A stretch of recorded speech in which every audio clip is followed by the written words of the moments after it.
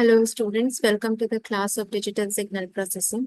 We have done the properties of Z transform till convolution completely.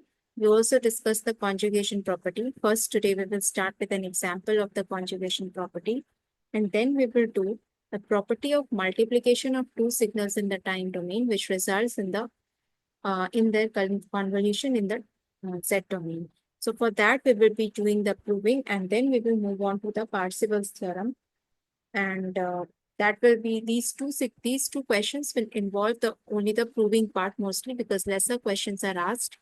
In another video, I will be discussing one question, or maybe in this video, I'll give an example, but the lesser questions are asked. Let's go ahead and see. Okay, so the first thing that we need to do today is the question on the conjugation property. So let's go through this question on the conjugation property. The question says a sequence is given to us, x of n is j to the power n un. You need to find out first the Z transform for this one, and then you need to find out the Z transform of the conjugate of this signal, that is x star n, by using the conjugation property. So first of all, let's find out x of z. N is equals to minus infinity to infinity, x of n, z to the power minus n. Now, the signal for us xn is something which is multiplied with un. So the limit is going to change from n is equals to 0 to infinity. And this is j to the power n into 1 into z to the power minus n. This 1 is standing for un. Fine. Now, n is equals to 0 to infinity. J, z clubbing together, we can write it in this manner. This is basically a geometric sequence with the first term 1. Then the second term as j into z to the power minus 1. Third term j squared z minus z squared z to the power minus 2, and so on. So the sum of the infinite terms in a geometric sequence is a by 1 minus r. So finally over here it becomes 1 by 1 minus j z inverse. By this we also know that it is possible only when mod r is less than 1. Applying the same property for the ROC over here, mod j z inverse is less than 1. Mod j is less than mod z. That means the ROC is going to be mod z greater than the unity. That is the unit circle, mod z greater than 1. Now, we need to find out the z transform of x star n. That means minus j to the power n un, because xn was given to us as j to the power n un. So making the conjugate, it will become minus j to the power n un. So you need to find out the z transform of this one. But we'll go by using the property of the conjugation of in the z transform, which says this is going to become x of conjugate z conjugate. That means first you will write the conjugation of z and then the conjugation of the z transform. Since over here, what we get is 1 by 1 minus j z inverse. Let us write it properly. If you write it in the normal format, or you can say in 1 minus j by z, so that means z is going to go up, z by z minus j. Now, there is no complex term involved here, so z remains as it is, but this j becomes minus j. So z by z minus j, that will make it z of z plus j. So this is the conjugation of x star. This is the conjugation of xn. That is equals to z by z plus j. Okay, now let's move on to the multiplication property of the Z transform, which says that if x3n is equal to x1n into x2n, then the Z transform, that is x3z, will be equal to 1 by 2 pi j closed integral over c x1b into x2 z by v into v to the power n minus 1 dv.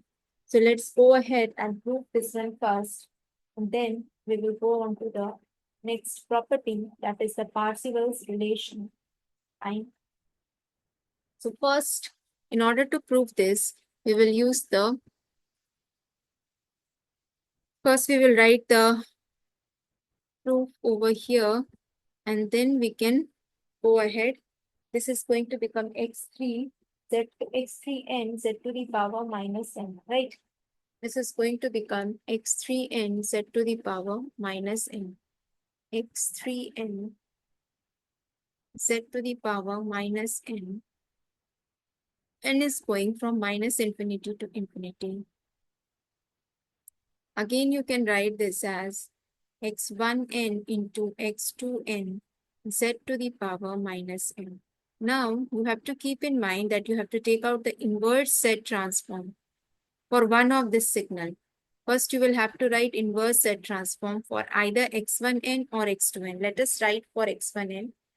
So, for x1n, the inverse Z transform can be written as x1z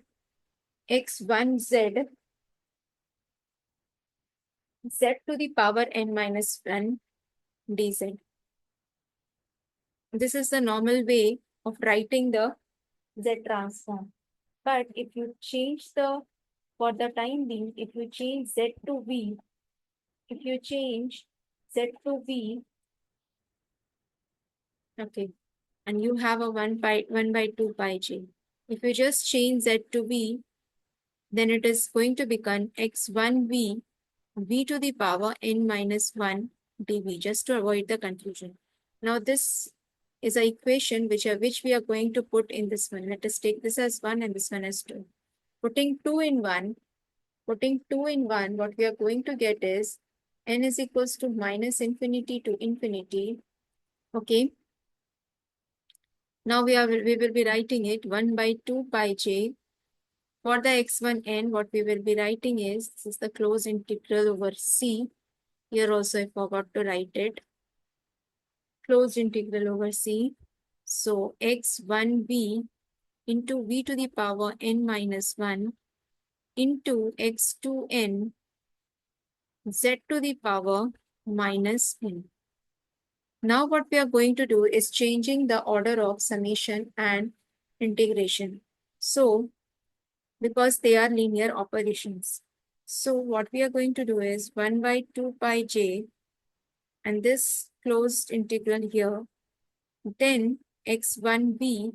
After that, we are moving the summation n equals to minus infinity to infinity.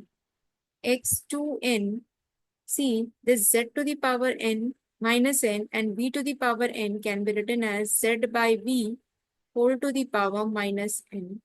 This has 1 v to the power minus 1 over here. That I'll write over here. Okay, and there is a dv also. Fine. Now this thing over here is what? This is the Z transform of x2 Z by V. x2 Z by V. And this is, as it is, we will write it x1V. This one is 1 by 2 pi j. And this is V to the power minus 1 dV. So here it's proved. Here you have to keep in mind that this closed in contour C should be in the region where the ROC of x1v is an ROC of x2z by v, both are present. Means the intersection point or the common position, common regions of the ROC of this one and this one is your contour integral. Now, this is the proving for when you are having the two signals in the multiplication in time domain. Multiplication in time domain, which is resulting in this way. You have to write it in the frequency domain. Actually, it is convolution in the Z domain or the complex frequency domain. Convolution in Z domain. How we can understand that it is convolution in Z domain? Let us see. if you take this C as the unit circle, if the closed contour C is a unit circle, then what I can do is I can take V is equal to e to the power j theta, V is equals to e to the power j theta, and Z is equal to another exponential variable, that is complex exponential e to the power j omega. Now, if I replace these values in this equation, this equation 3, in the equation 3, if I replace this,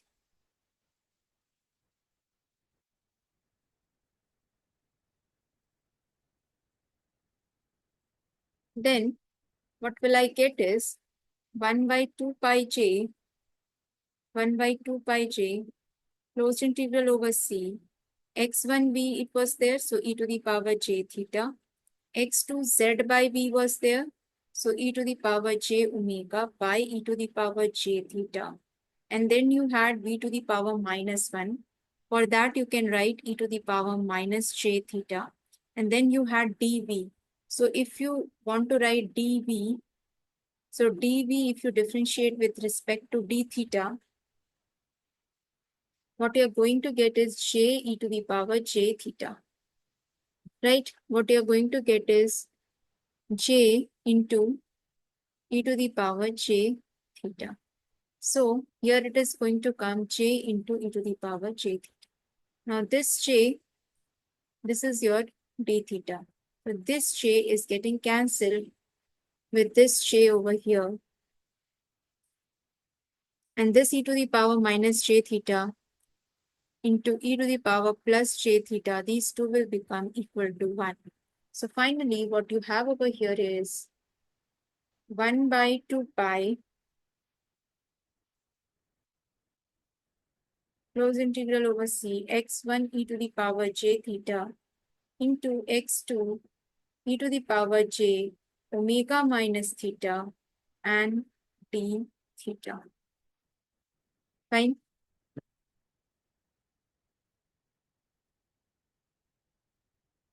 So this is e to the power j omega minus theta d theta. Fine. So you can also write this, you can remove this contour and write it as, since you are taking over the unit circle, you can replace this with minus pi 2 pi. Fine. So that is for this reason, it is called convolution in the complex frequency domain. Convolution in complex frequency domain. So this property is given the name of modulation theorem also. You can also call it that multiplication in time domain results in convolution in the complex frequency domain. So for doing a question on this, let us see if we have any questions on this one. So there is a question on cross correlation. I'll do this question. Let us do this question first. Because see, if you go ahead and do the question on this one, that is your complex, the multiplication, then you will have to use residue theorem finally to find it. So let me tell you what is going to happen. Say you have two signals x1n as un and x2n as say u of n minus 1. You need to find out, and x3n is given as multiplication of x1n into x2n. Now you need to find out the z transform of x3n. So this will be 1 by 2 pi j, the z transform of x1n, that will be x1z, or you can take the other variable as x1b, and the other one is going to be the z transform of x2z by b, v inverse dv. So first of all, let us take out the z transform of x1n.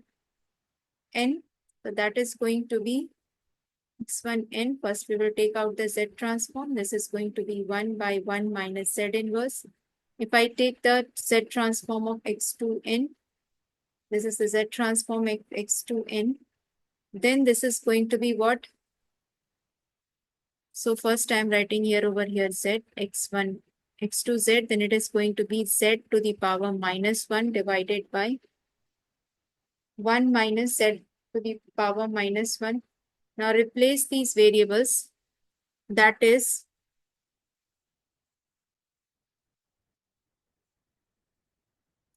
replace these variables by v.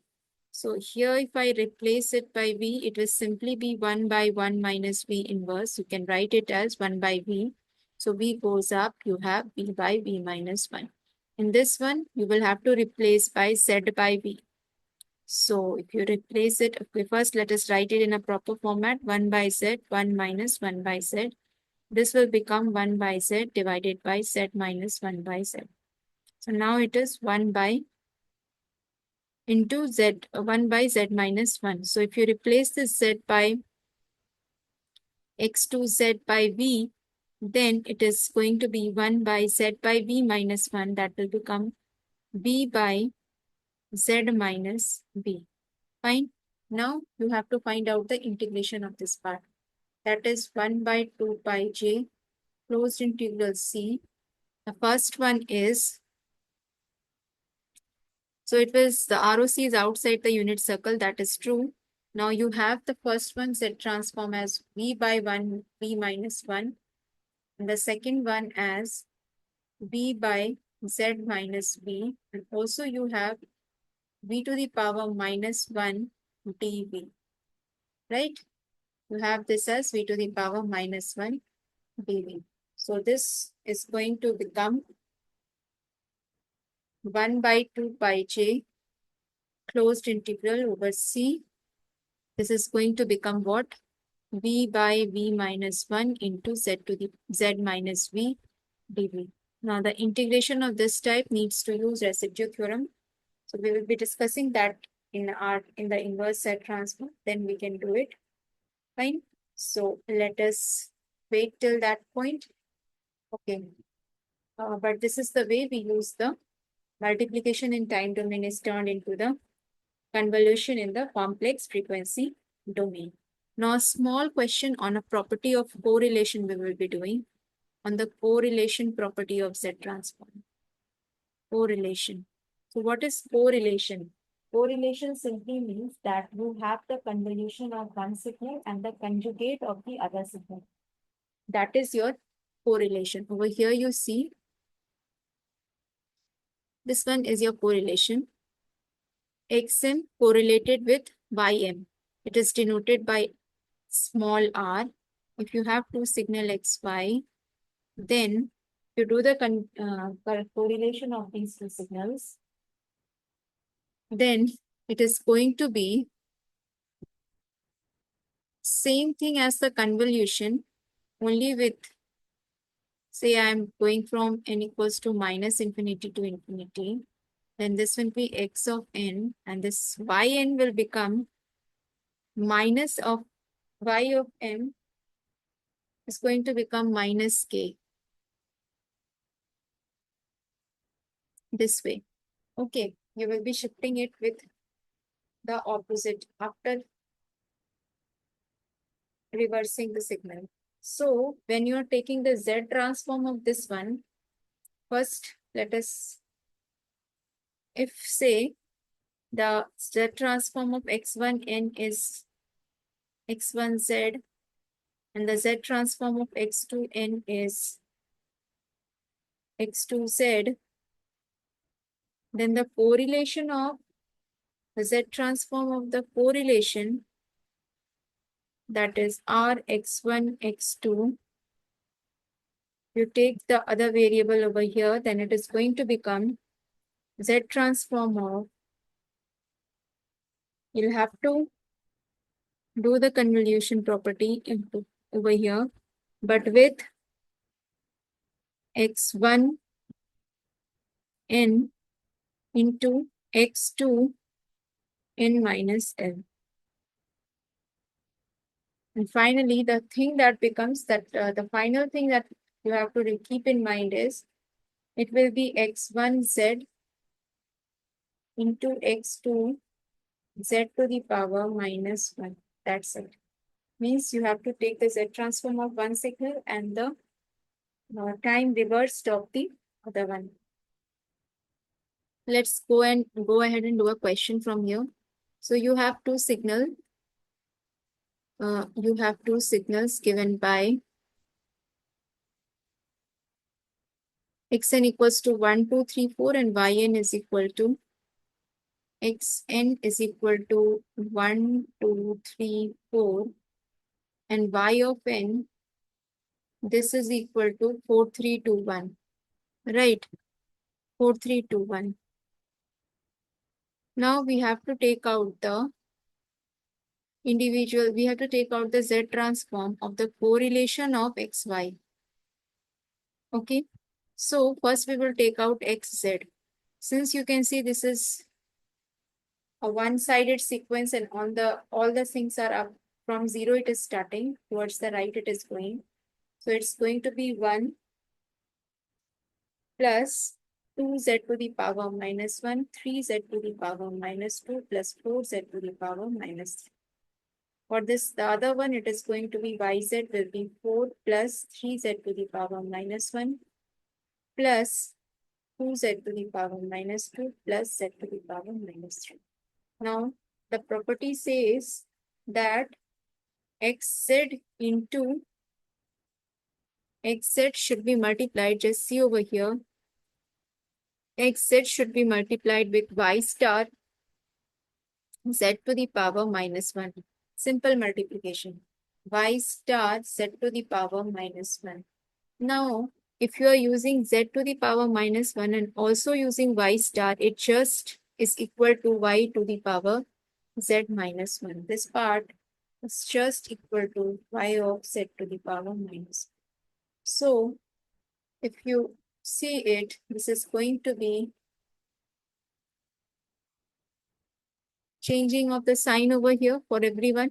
So, y of z to the power minus 1 will be 4 plus 3z plus